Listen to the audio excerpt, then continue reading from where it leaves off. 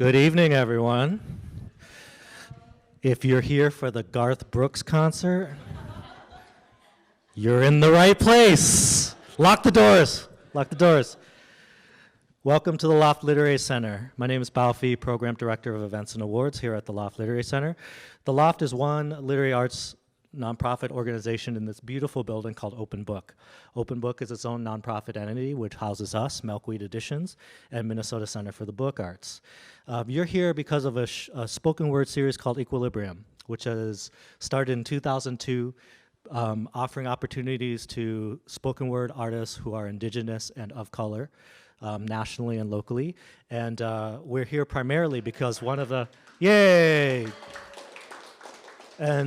And we're here because one of the spoken word immersion fellows is Mei Yang, who is our feature tonight. She was a spoken word immersion fellow. It is a national open competition for spoken word artists who are indigenous and writers of color to create and sustain a spoken word program over a community immersion project over an entire year. So there was one project that was working with indigenous youth. There's another working with Black queer femmes. In fact, Morgan Butler's show will be happening in June along with Michelle Meyer, so please come back for that. I just have a couple of things to tell you before we get started, and we're gonna, you are all here on this beautiful, warm, finally, May Day. And we're not going to take up a lot of your time. We are thankful that you're here, so I'm going to try to be quick about this. Give it up for DJ Knock, by the way. Our house DJ, he's got a DJ gig after this, too. Like, just too many jobs, man, too many jobs. Yeah, yeah. Where is it? Yeah, see? Oh, like the magic is happening. Magic is happening. Thanks to Josh Darude in the sound, doing sound and light, Browntown, and Animin Photography sent, I'm sorry, I can't remember your name. Jason's our official photographer. He's gonna make you all look good. Well, most importantly, me, but everybody else is secondary, okay? And I wanna thank also Marian Gomez, who's the Loft's events manager, and our two lovely volunteers who helped us out at the box office today. Again, I work at the Loft Literary Center. We're one of the nation's leading literary arts nonprofits. If I was gonna tell you everything we did, we'd be here all night. And again, I wanna respect your time, but please check us out at www.loft.org. We have all types of events and classes and contests and readings for readers and writers of all types. In fact, next week, we're putting on this huge festival of books called Wordplay that's gonna take up all of these blocks. It's gonna be like a block party except for book nerds. So think Basilica Block Party, but for books. Really, it's weird. It's gonna be weird and great. Come to that. You know, Stephen King will be here. Ross Gay will be here. Nicole Chung will be here. Tommy Orange will be here. Edwige Dantika will be here. Amy Tan will be here. Lots of folks. Check that out. It's gonna be fun. Yeah. And then what else do I have to say? I think that's it, right? So we have two artists for you tonight, and tonight's event was curated by Mei Yang. And what we like to do at Equilibrium is we have someone come up and be a part of the show who's local, and both of our artists are local today, but our opening artist is Mailodic. A first-generation Hmong American, Mailodic was raised in the Twin Cities and spent her youth embedded in the spoken word community. She was an active spoken word artist with the original collectives of Fire and Vibin, and was able to share her literary art throughout Minnesota at various events and venues. We're super glad to have you tonight, so everybody give a hand to Mailodic.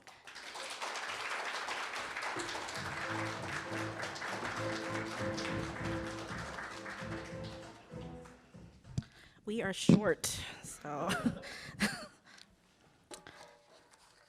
So I'm Mailodic. I am honored to be opening for May tonight. I took a break from spoken word a couple years ago to focus on school stuff, and then a couple years later, I was sitting at a bar one random time with a friend, and I heard in the next booth some spoken word being said, and so this is the piece that kind of inspired that. It was an ordinary night, and I was sitting at a bar. And at first, I just felt you near. And then I suddenly heard you. And you were familiar.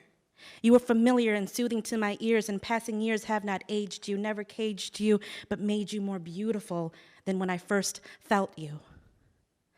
And I felt the sting first because I know I chose to walk away. I had chosen to walk away because I thought it was best, and I felt unworthy of meeting your potential, and I felt undeserving to be a processor of the magic that you can manifest. And I walked away from your comfort and from the haven of free expression, and I walked away from the power that you possess. But I'm obsessed, and I still craved to be saved by the lyrical twist of linked words and your way of creating emotional tides like how the moon pulls on the ocean. And your ability to make me believe that my spirit understood a fifth dimension dialect of a language that common ears just can't fathom. And how you would resonate. And you would resonate with the fate of all that is true and all that it is real, and your ability to conceal and deal with the humanity's pains and gains. And it felt like the goosebumps coming up in the back of my neck, but with the power of the wildfires. Because when you present yourself like a spark, you engulf the entire room. And you came like nostalgic unseen waves of hope, and you came like reminiscent movements of unconditional love, and it felt so familiar. And how you are able to wrap my soul within the binding of emotionally coded sentences when I am one of many in an entire room is beyond me. And how you bring the minutes of time to breathe life into itself constantly is beyond me. And beyond me, extended hands, you catch every pouring soul out there. Cradled palms, always ready for the free verse, and ready for the ones that curse the world, and ready for those that search for solace, and ready for the ones that will speak on behalf of the voiceless, and ready for the emotional roller coaster riders, and ready for the storytellers, and ready for the artists, and ready for the poet. And none will fall between your fingertips, because you will translate laughter, and you will translate tears, and you will translate confusion and discoveries and power and grief, and you will translate love, and it will become words spoken. And here you are on an ordinary night, feeling so familiar. Spoken word, I've just missed you.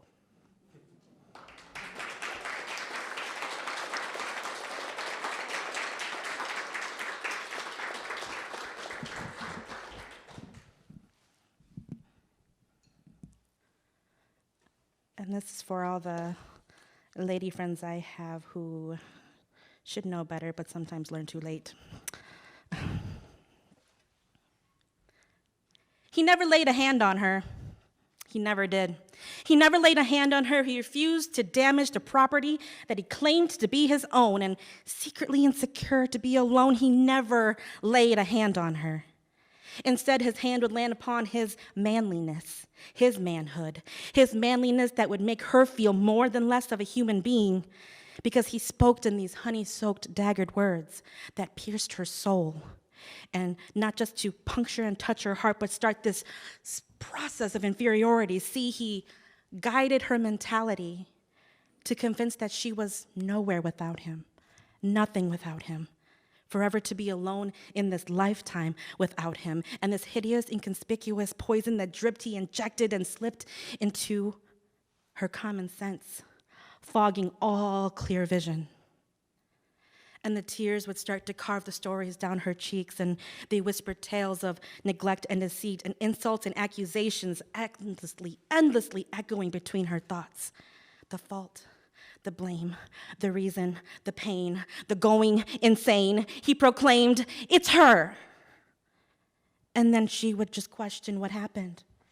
And then she would question what went wrong. And she would question, did I not do the best I can? And did I make him feel less of a man? And what happened when I told him that I had dreams and I had goals and I wanted a future? And he did it all without laying a hand on her. And then guilty she felt. And she found herself begging and pleading and thinking the wanting was needing. And because 3 words often uttered out of him, "I love you," and sacrificing her existence was sufficient for him. And then a broken, lost, self-doubting girl remains. And search, because in the vastness of her mind and the memory it contains no evidence of blues and purples, and no evidence of blood streaks, and no evidence of handprints across her face for anyone to see. But look on, he says, and he looks down superior, taking manly pride in the silent victory, and she never saw it coming. And it haunts her every day, and hands would clasp together. She prays for this internal pain to go away, because the scars keep burning and the wounds keep cutting themselves to bleed, and they dwell in the darkest pits of an emotion and mentality where no one gets to see. And he never laid a hand on her. Flesh and bone still intact. Just shattered hearts and broken dreams and empty souls from the emotional and mental impact.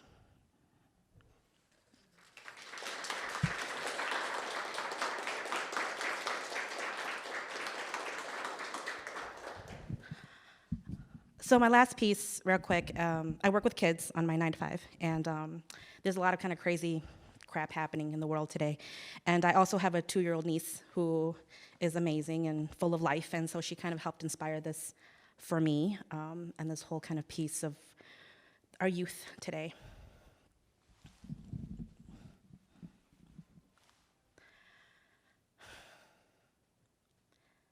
She said, "I'm okay, Mama, I'm okay, I promise, I'm okay."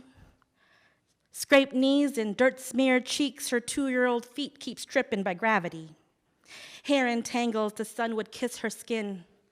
Bronzed by the melanin in the world was her playground. Her light from within, unknown to dim, she only knows how to run like the wind, felt but unseen, even though sometimes it's like building momentum with an unpredictable tornado. Her world is playing, and learning means being fearless. And true story, she says she isn't a princess, but Spider-Man, web and all. And she's discovered how she can laugh from deep in her tummy. And she discovered that running is the best way to travel because she knows how to enjoy the journey regardless of the destination. And she's discovered no. And she's discovered stop. And she's discovered I'm okay. And she's discovered how her mama can't always stop every fall and stumble, no matter how many be carefuls are said.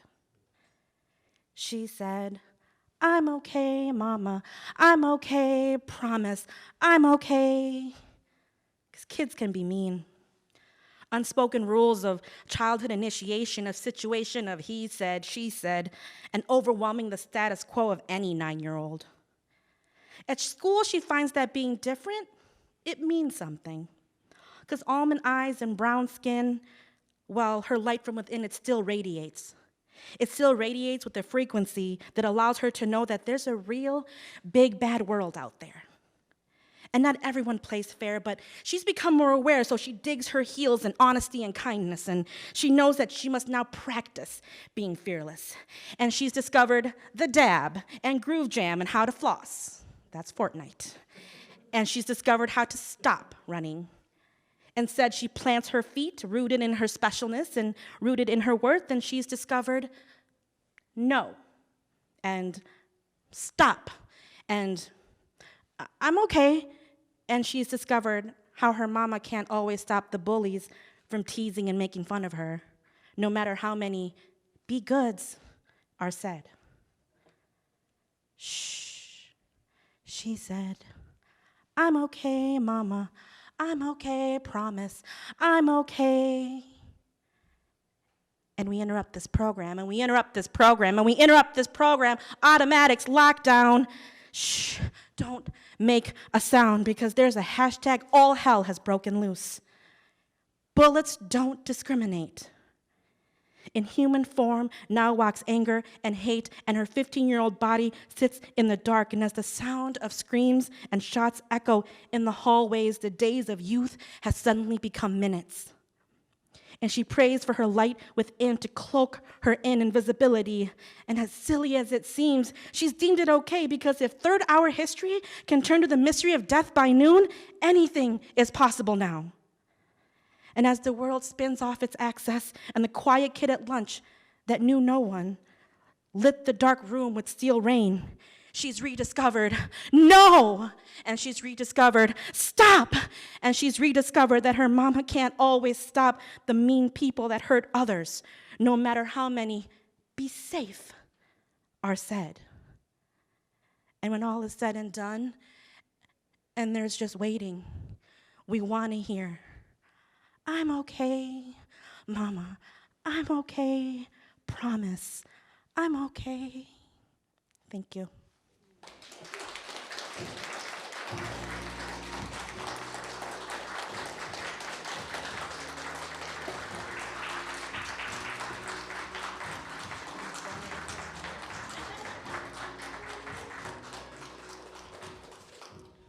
One more time for Mailodic, please. Thank you for that. It's wonderful. Terrific. Wow. It's really powerful. Thank you. Couple of things. There's an evaluation form. If you all could fill that out and leave it in the front, that would be great. Evaluation forms, I know they're kind of boring and a drag, but they really help us at the Loft kind of figure out how to serve the community better. So if you could fill that out, that would be great. Oh, what's this? It's an envelope where, like, if you just have, like, cash or a check or something, you could just throw money in there to support nonprofit work and readings like this one. We're a member organization. Those of you who are already members, thank you. We appreciate it. For those of you who aren't, please consider. Members is what makes us run. Any amount of money makes you a member. So think about that. No pressure. That's very Minnesotan, right? Yeah, you don't have to do. So our last artist for tonight is also the curator of this evening's event, Mei Li Yang. So I'll read you the bio. So her spoken word immersion project was the Dead Hmong Women Project, which was facilitating conversations, workshops with various Hmong communities in Minnesota and Wisconsin. The goal of the project is to discuss domestic violence within her community, lead workshops to help people create poems around domestic violence, then turn 6 poems into video poems to be shared online and used as a domestic violence awareness campaign. And I'm sure none of you need me to say more about Mei Li Yang. She's a legend here. She's been working for many years doing innovative, cutting-edge work in theater and in poetry. She's one of the funniest people I know.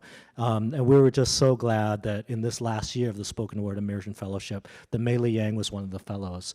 And so please make some noise and show your love for Mei Li Yang.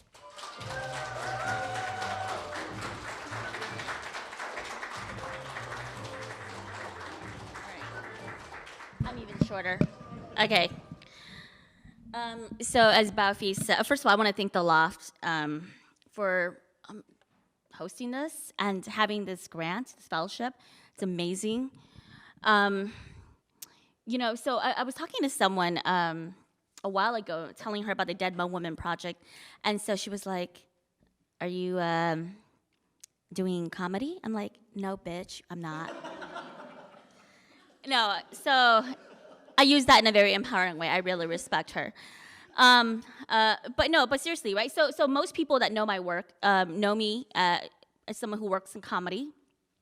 And in fact, first of all, I'm so excited that Mailodic and I get to share the stage, because when I started my spoken word journey 15 years ago, we were in a spoken word group called Fire. And so it's been a minute, right? But my job in Fire was, some people called me the equalizer, meaning everybody has like some heavy stuff, some deep stuff. Let's put May in right in the middle so that the audience feels okay. This is real, right? So people would be talking about really hard stuff, but then I would be the person to kind of like let people breathe a little bit, laugh a little bit, and it's probably not going to happen today, okay? So I want to kick things off by, I'll be reading some poems, and then I'll be talking more about the project and the inspiration for it.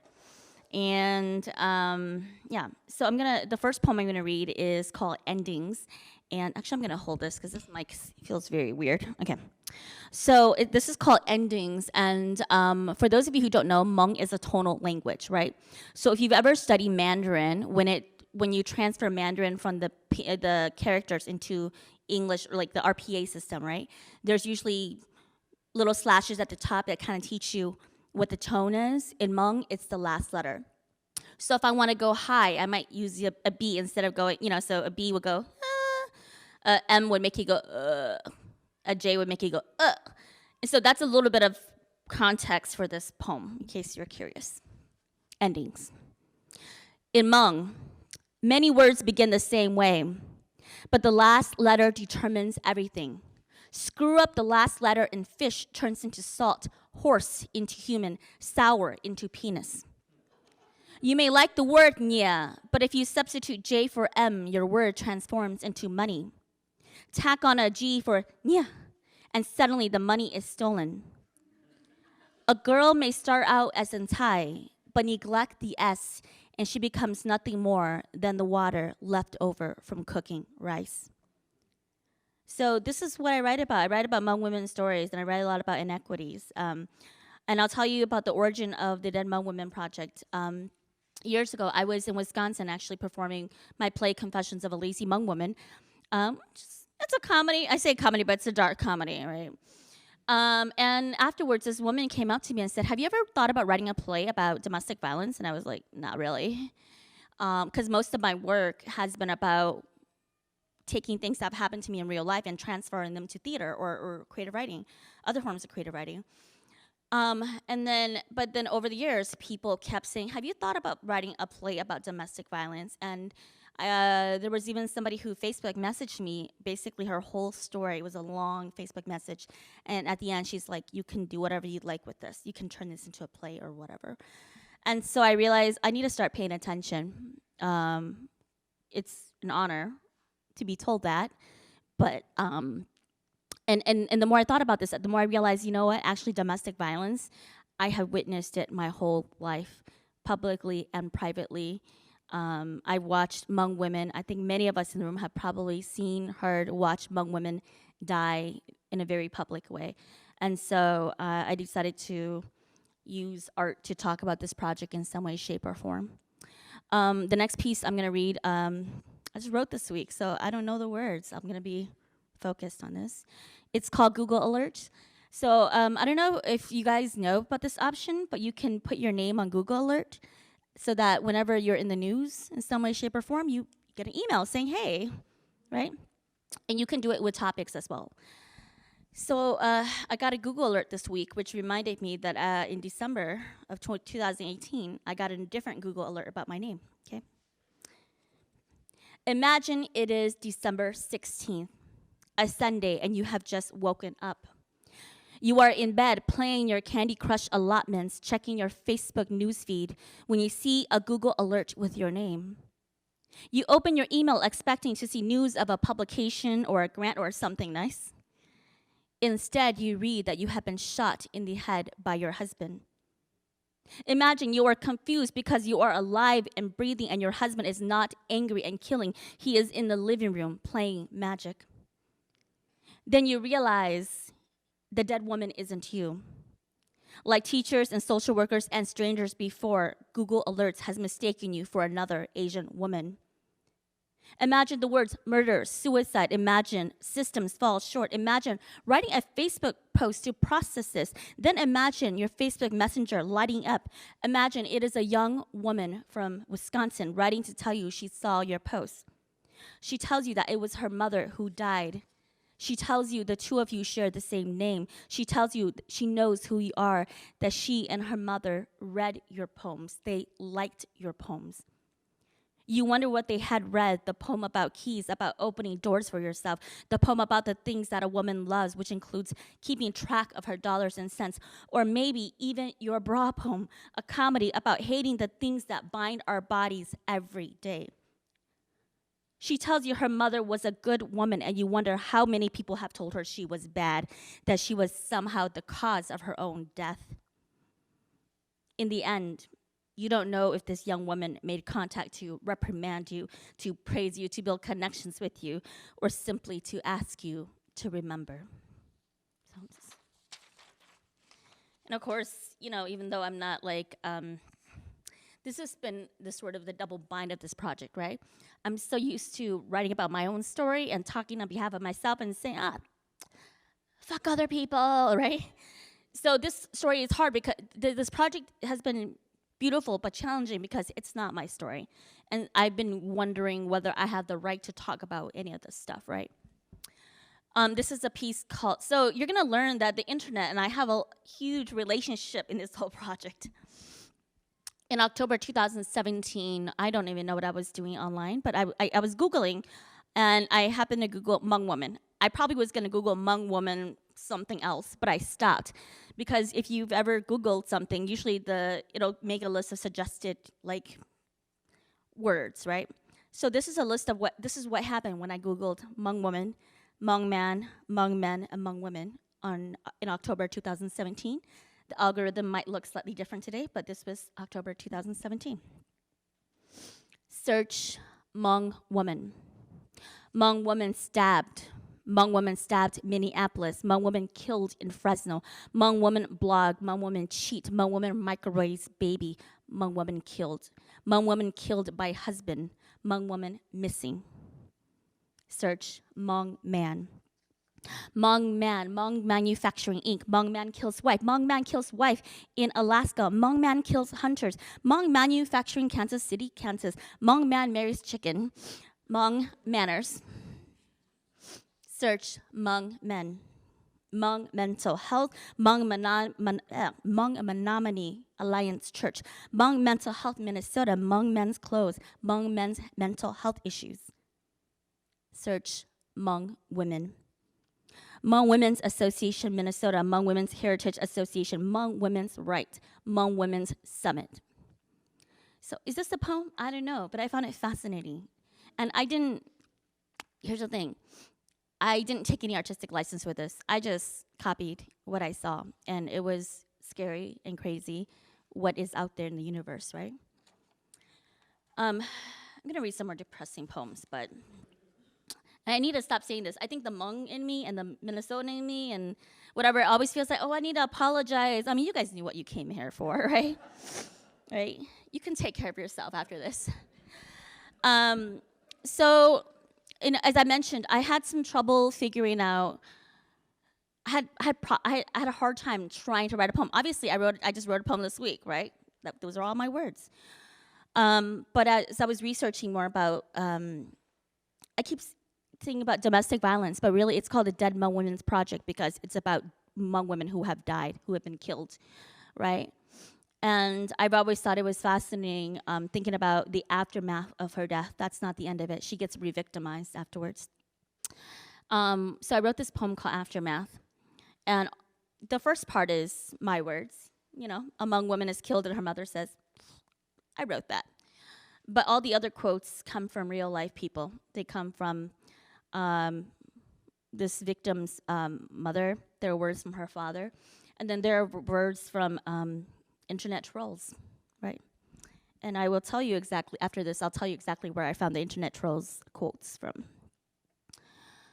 So, a woman is killed and her mother says, I never thought they would have problems like this. A woman is killed and her mother says she met someone new and changed, ignoring her family responsibilities. A woman is killed and her mother says, I told her what she's doing is not good, ignoring, you need to hold your kids and fix your life. A man kills his wife and his mother says he worked 2 jobs, fitting in only 2 hours of sleep every night. He loved his wife. A woman is killed and her father says she wouldn't cook for her kids or her family. A woman is killed and her father says Hmong women shouldn't do that. A woman is killed and her father says some women are very sharp once they can breathe. Some come back and have problems in the home. A man kills his wife and trolls say he just made a bad decision. A man kills his wife and trolls say he was also a victim. A man kills his wife and trolls say they are both wrong. But if you pick the girl's side, you are basically saying it's okay to cheat and nothing will happen. We are Hmong, not white. So this was in response to the death of Sia Vang, who was 23, 24-year-old Hmong woman out of Fresno. She was killed in, I think, March 2016. And the situation was that she divorced her husband, had a boyfriend, had already left him, went back home to go grab some things, and it was complicated because her house and her mom's house were next door to each other. Anyway, so she went back to her home, and her ex-husband was there, and he ended up stabbing her 101 times, and she died from bleeding, and this was also in the presence of their kid. And so in the aftermath of her death, people just kept saying online, these were not just men, also women, Hmong women too. I was so disappointed. People just kept saying, well, she cheated.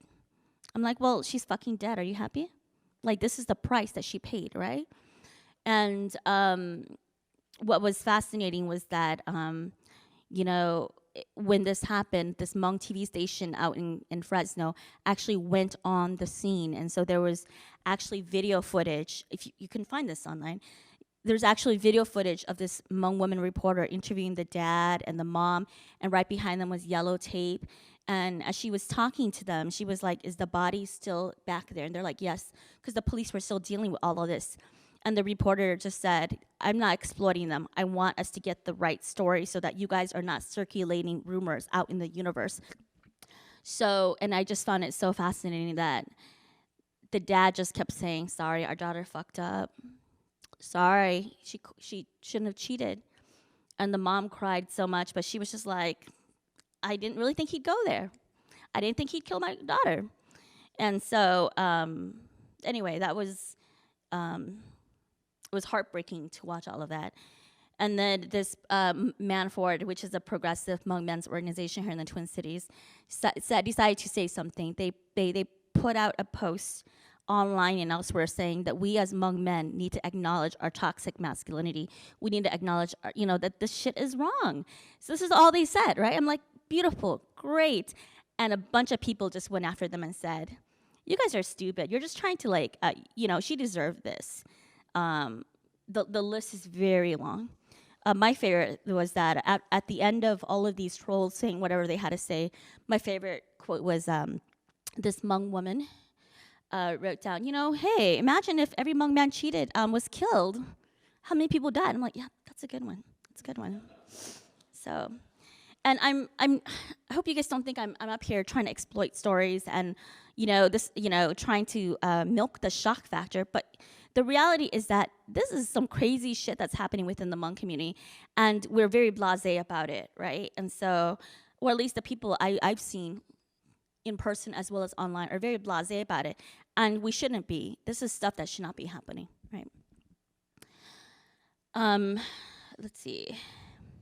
So one of the things that I get accused of a lot is hating Hmong men, right? In me writing my own stories and even talking about this issue, which I think is important, over the years, actually, people have said to me, I think you make Hmong men look bad. And I think that's the burden of being a person,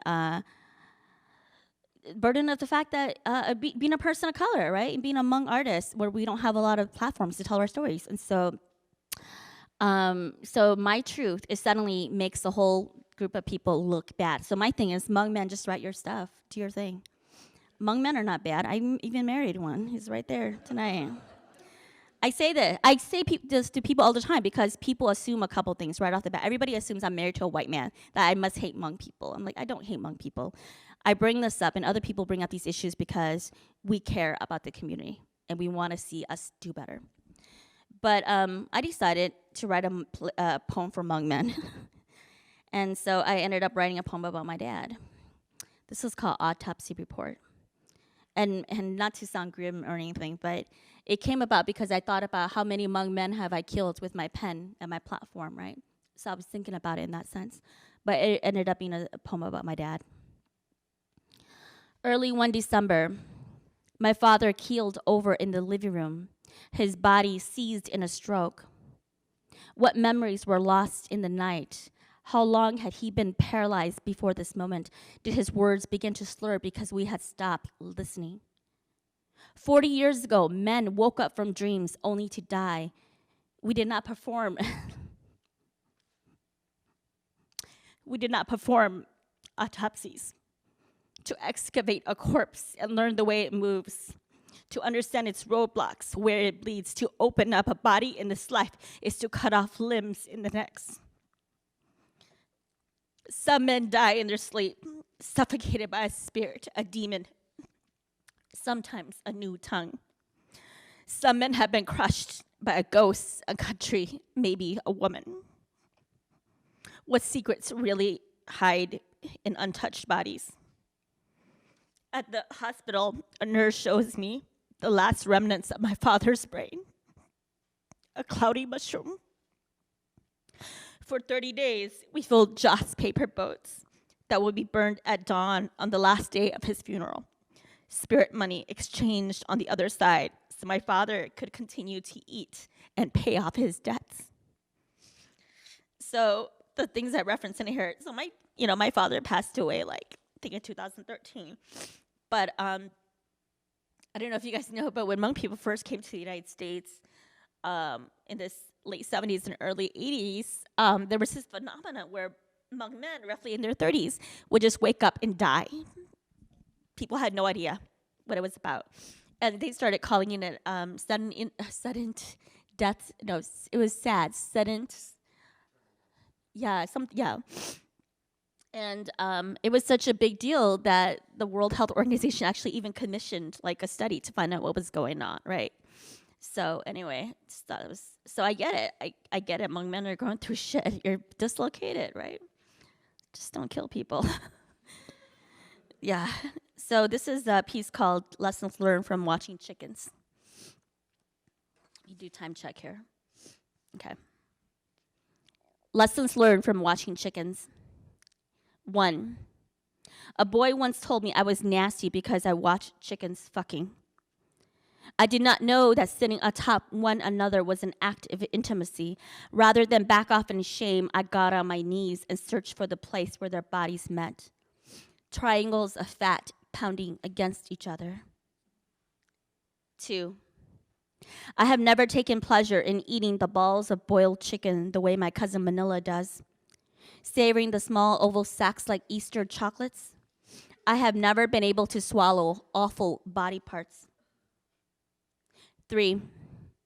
I have seen a chicken die as one person holds down her legs and wings while another slits her throat. They hold the neck over a bowl to force out the blood, which cannot be salvaged for another meal. The chicken is then scalded and plucked and split until her insides fall out. 4. I have seen a chicken fly above a woman's head when she stands in front of her father-in-law's house, waiting as he says a prayer to the spirits, asking permission to join the new family. So I've long relationship with chickens. I've never killed one, which is actually a big deal because if you are Hmong and of a certain age, I realize my generation's done. I know older people are going to be like, oh my gosh, you're so young, get over it. You know what? I'm 40. That's actually really old by Hmong years. That's 60, right? So my generation's done. So that's why some people might not get these references anymore. But anyway, when I was growing up, I was told that if you wanted to get married as a woman, you needed to learn how to kill chickens. And I've never killed a chicken. I've been married 20 years. I've never killed a chicken. And I refused to do that. I used to say it ruined my street cred as a lazy Hmong woman, but I don't like freshly killed chicken that much. That's all. Okay, so I'm gonna read a list poem. It's pretty short. I made a list of things that are scary. Do you guys know that oh my gosh, Asian carp, they're called an invasive species, right? And one of the terms for Asian carp are aquatic hitchhikers. Anyway, this is just a list of things I think are scary. Aquatic hitchhikers. Dragons from the stream. A silver choker, a kimchi slap. Snail jizz moisturizer. Buying numbers after dreams. Pointing at the moon, it will cut your ears. Driving up north without a bat. A smartphone that has died. A baby doll. A dream. Spirit animal t-shirts. People who love Nicholas Sparks. Yes. Expats, vegan pho, vampire fish, dolphin gang rapes, second generation amnesia, a tea of boiled bones, Mountain Dew with glutinous rice, catacombs breeding across the jungle. This is probably more like a list of poems I need to write about because each thing has like a whole story related to it, like the tea of boiled bones. You're probably like, what has that about? Well, about 10 years ago, the Chinese people were digging up Hmong graves in Thailand and boiling our bones for medicine. I'm like, okay, all right. Man, it's you know, you don't even have to like try that hard as a Hmong person. Like, there's so much material, right? So I'm almost at the end. So I'm gonna do 2 poems and then we'll close it out. I'm gonna do a poem called First Confession. My family is not Christian, but I went to a Catholic junior high school for 2 years. And this is real. Okay. First confession. Monsignor tells me I cannot eat the circular wafer he calls the flesh of Christ. He sees the Y in my eyes and says, talk to your teacher. My teacher, a Mr. Dozier, who teaches religion class 5 days a week, tells us, and I know he's only talking to me and Victoria Miller, who is Jewish, we can confess. We are not Catholic. We cannot drink the blood of Christ or eat his flesh, but we can enter the confessional inside the church, kneel, do the sign of the cross, and say, forgive me, Father, for I have sinned.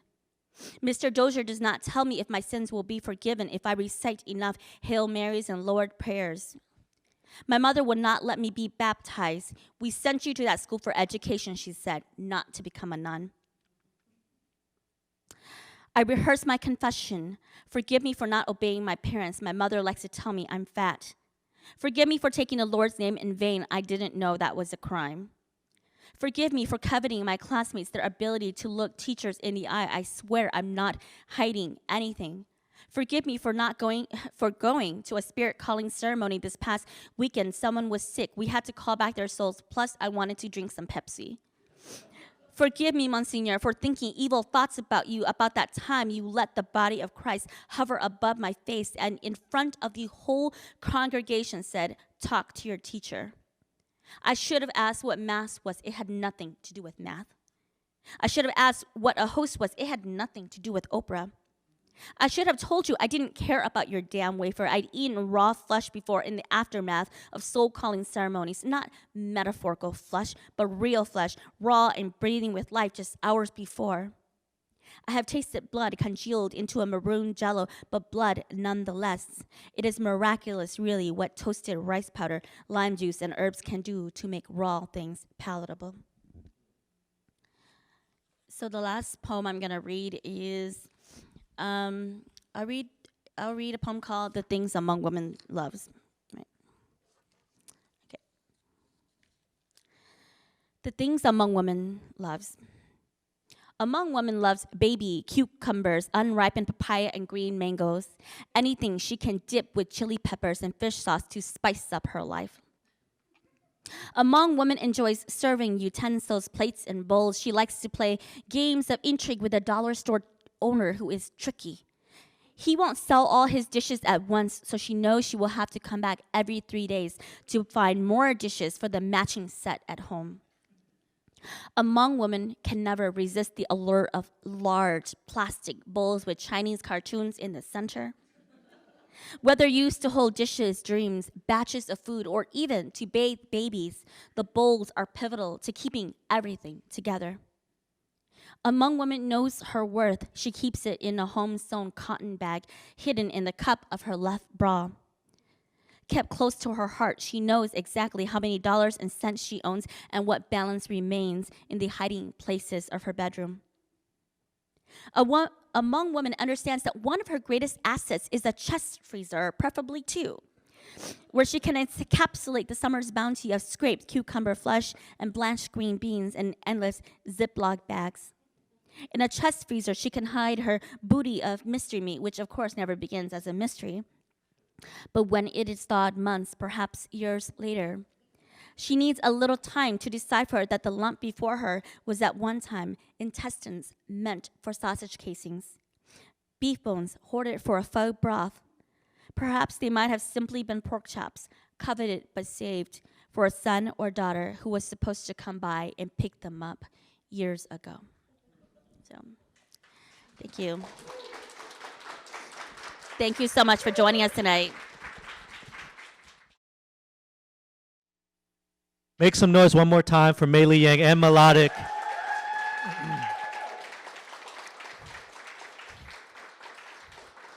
Thank you so much again, both of you, and congratulations.